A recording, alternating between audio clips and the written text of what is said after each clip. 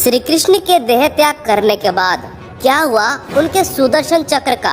क्या आज भी ये अस्त्र मौजूद है? सुदर्शन चक्र संसार का सबसे शक्तिशाली अस्त्र है। हिंदू के माइथोलॉजी के मुताबिक ये कोई आम अस्त्र नहीं है जो हर कोई इसे चला सके। ये भगवान विष्णु का अस्त्र है जिसे केवल भगवान विष्णु और उनके अवतार ही धारण कर सकते हैं और उन्हीं की आज्ञा पर सुदर्शन चक्र किसी पर वार करता है।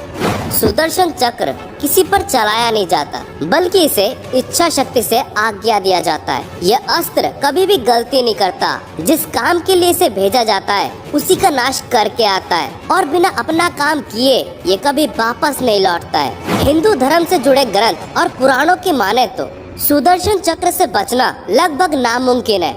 इसीलिए भगवान विष्णु इसे सोच समझकर आज्ञा देते हैं। भगवान विष्णु के अवतार श्री कृष्ण ने ही इसे आखिरी बार धारण किया था। उसके बाद कहीं भी इसका जिक्र नहीं मिला। दोस्तों, सुदर्शन चक्र भगवान विष्णु की तर्जनी उंगली और उनके अवतार श्री कृष्ण की छोटी उंगली में किसी अंगूठी की तरह दिखाई देती है, लेकिन कभी भी स्थिर नहीं रहता। ये निरंतर चलता रहता है। ऋग्वेद में सुदर्शन चक्र को समय का चक्र बताया गया है। ऋग्वेद के अनुसार सुदर्शन चक्र कोई अस्त्र नहीं है, ये समय का चक्र है जो निरंतर चलता रहता है। लेकिन जरूरत पड़ने पर भगवान विष्णु इसे रोक देते हैं। जब भी भगवान विष्णु को किसी पाप को रोकना हो तो वो सुदर्शन चक्र की मदद से पिछले समय में वापस जाकर बहुत सी चीजों को फेरबदल कर देते हैं शत्रु को मारने के लिए। समय के चक्र को वापस वहीं पे पूर्ण स्थिर कर देते हैं और वापस आकर उसका वध कर देते हैं। इस दौरान समय रुक जाता है। श्री कृष्ण समय के आगे भी जा सकते हैं और समय को रोक कर भी रख सकते हैं। जैसे अर्जुन को महाभारत के युद्ध के दौरान श्री कृष्ण ने गीता का उपदेश दिया था, उस समय को रोककर ऐसा किया गया था और फिर दोबारा सब वहीं से शुरू हो गया था। लेकिन शिव पुराण के मुताबिक ये एक अस्त्र ही है जिसमें 108 ब्लेडें थी। ये कई योजन तक दूरी तय कर सकता है। एक योजन में 8 किलोमीटर होता है। दोस्तों, इसके बारे में इतने विस्तार से वर्णन होना काफी चौंकाने वाली बात है। ये एक भौतिक अस्त्र था जिसे विज्ञान की मदद से बहुत ही शक्तिशाली बनाया गया था। दोस्तों, अगर हम शिव पुराण की माने ये अस्त्र भगवान विष्णु का नहीं था बल्कि भगवान शिव ने खुद उन्हें सुदर्शन चक्र वरदान के रूप में दिया था। वाल्मीकि रामायण में वर्णन मिलता है भगवान विष्णु ने विश्वकर्मा द्वारा बनाया गया सुदर्शन चक्र नामक चोटी पर हयग्रीव नामक एक दानव को मार डाला और उससे सुदर्शन चक्र छीन लिया ताकि इसका दुरुपयोग ना हो। कुछ शास्त्रों में यह भी लिखा है सुदर्शन चक्र को गुरु बृहस्पति ने ब्रह्मा विष्णु महेश की संयुक्त शक्ति से बनाया था और फिर भगवान विष्णु को भेंट किया था ताकि वो सृष्टि के संचालन में बाधा डालने वाले को नाश कर सके। दोस्तों, कुछ विचारधाराओं की माने तो ये सब कथाएं पूरी तरह से सच नहीं रखती क्योंकि सुदर्शन चक्र को भगवान विष्णु के हर कथा में जुड़ा हुआ पाया गया है। तो ये कैसे संभव है कि उन्हें किसी और ने दिया है?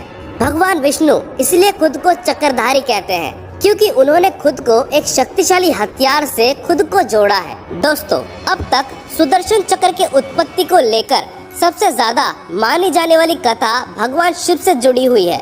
कथा के अनुसार एक बार राक्षसों ने देवताओं का जीवन इतना कठिन बना दिया।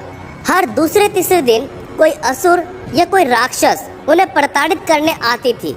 जब देवताओं को कुछ नहीं सूझा तब वो भगवान विष्णु के पास सहायता लेने पहुँचे और उनसे विनती की कि राक्षसों को हरा दे ताकि ब्रह्मांड में शांति बनी रहे। भगवान विष्णु ने जब उनको मारने की कोशिश की तो उन्हें ज्ञात हुआ कि असुरों में उनके ऊपर जो चोट पहुंचती है उसे सही करने के लिए उनके पास पहले से शक्ति मौजूद है। तब भगवान विष्णु ने कहा इस काम के लिए भगवान शिव की मदद लेनी होगी। भगवान विष्णु जब भोलेनाथ के पास पहुँचे तब वो समाधि में थे। विष्णु जी उनके समाधि को तोड़ना नहीं चाहते थे। तब उन्होंने शिव की उपासना करनी शुरू कर दी। तो कभी तो उनके मन की आवाज भोलेनाथ तक पहुँचे कि कई सालों तक भगवान विष्णु शिव की उपासना करते रहे। इस दौरान रोज भोलेनाथ की पूजा करते हुए विष्णु जी 1000 कमल के फूल भोलेनाथ को अर्पित करते थे। कई साल बाद जब भगवान शिव समाधि से निकले तो विष्णु की भक्ति देखकर भगवान शिव बहुत ही प्रसन्न हुए, लेकिन उन्होंने विष्णु जी की परीक्षा लेनी चाहिए। इस बार भगवान विष्णु 1000 कमल के फूल इकट्ठे करने गए तो भगवान शिव ने एक कमल का फूल चोरी कर लिया। अब भगवान विष्णु क्या करेंगे? भगवान विष्णु 1000 फूल इकट्ठा नहीं कर पाए। तब उन्होंने शिव की पूजा में अपनी एक आँख निकालकर अर्पित कर दी। तब भोलेनाथ बहुत ही प्रसन्न हुए।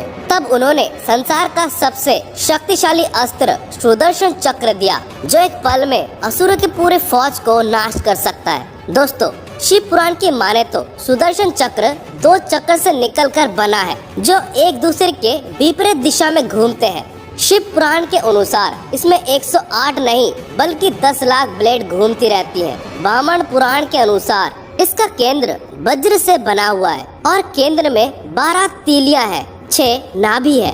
12 तीलियां 12 महीने को नेतृत्व करती है और 6 नाभि 6 ऋतुओं का नेतृत्व करती है। कुछ कथाओं के माने तो भगवान विष्णु ने श्री कृष्ण के अवतार में गोवर्धन पर्वत को उठाया था, तभी उसमें चक्र का इस्तेमाल किया गया था। इसी अस्त्र से विष्णु जी माता सती के 51 टुकड़े करके पृथ्वी पर 51 पीठों शक्ति का जन्म दिया था। दोस्तों, विष्णु पुराण में इसका जो वर्णन है, इसके अनुसार ये इतना छोटा और हल्का हो सकता है एक तुलसी के पत्ते पर समा जाए, और ये इतना विशाल हो सकता है पूरा ब्रह्मांड इस पर समा जाए। महाभारत में आखिरी बार जयद्रथ का वध करने में अर्जुन की मदद करने के लिए श्री कृष्ण ने सुदर्शन चक्र का इस्तेमाल किया था, और इसके बाद किसी भी ग्रंथ में सुदर्शन चक्र का जिक्र तक नहीं हुआ। दोस्तों, महाभारत के अनुसार श्री कृष्ण ने अपना देह त्याग दी थी, तो उनके साथ सुदर्शन चक्र जमीन में समा गया था। उसके बाद ना किसी ने इसे देखा और ना ही किसी ग्रंथ में इसका जिक्र मिला,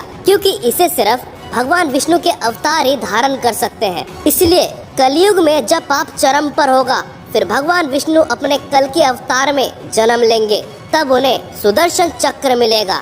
पुराणों की माने तो कल के अवतार को सुदर्शन चक्र परशुराम के द्वारा दिया जाएगा। वो आज भी पृथ्वी पर जीवित है और वही हनुमान जी के साथ मिलकर कल के अवतार को बुरी शक्तियों का नाश करने के लिए प्रशिक्षित करेंगे। उसके बाद उन्हें सुदर्शन चक्र का ज्ञान देंगे। कल की इसे पृथ्वी के गर्भ से प्राप्त करेंगे। दोस्तों, आपको क्या लगता है, आज के समय में सुदर्शन चक्र कहीं पर होगा या नहीं? क्या सच में कोई होगा कल की अवतार? क्या सच में कलयुग की बुराई को अंत करने के लिए क्या जन्म लेगा कल की? कहते हैं सुदर्शन चक्र का वर्णन पुराणों में तो है, लेकिन आज तक किसी ने देखा तक नहीं है। क्या कभी इसे देखा जाएगा?